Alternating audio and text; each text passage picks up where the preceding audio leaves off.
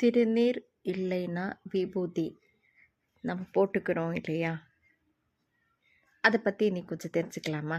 சிவபெருமானை நினைத்து நம்ம விபூதி போட்டுக்கொண்டால் 3 கோடுகளாக பூச வேண்டும். இவ்வாறு 3 கோடுகளாக பூசுவதை வரம் என்று கூறுவார்கள். 3 கோடுகளாக விபூதி இல்லை திருநீர் பூசுவதின் ரகசியம் என்னவென்றால், மும்மலங்களை அழிப்பதுடன் கடந்த காலம், எதிர்காலம், நிகழ்காலம் என 3 காலங்களில் செய்த பாவங்களை நீக்கி இறுதியில் மோட்சம் கிடைக்கும்.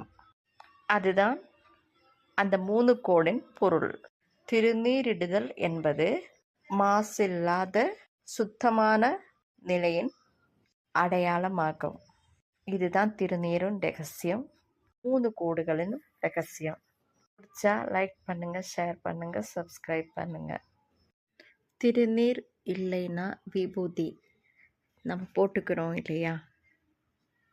அதை பற்றி இன்னைக்கு கொஞ்சம் தெரிஞ்சுக்கலாமா? சிவபெருமானை நினைத்து நம்ம விபூதி போட்டுக்கொண்டால் 3 கோடுகளாக பூச வேண்டும்.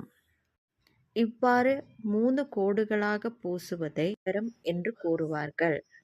3 கோடுகளாக விபூதி இல்லை திருநீர் பூசுவதின் ரகசியம் என்னவென்றால், மும்மலங்களை அழிப்பதுடன் கடந்த காலம், எதிர்காலம், நிகழ்காலம் என 3 காலங்களில் செய்த பாவங்களை நீக்கி இறுதியில் மோட்சம் கிடைக்கும். அதுதான் அந்த 3 கோடின் பொருள்.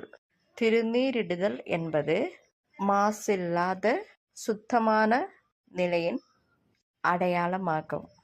இதுதான் திருநீரின் ரகசியம், 3 கோடுகளின் ரகசியம்.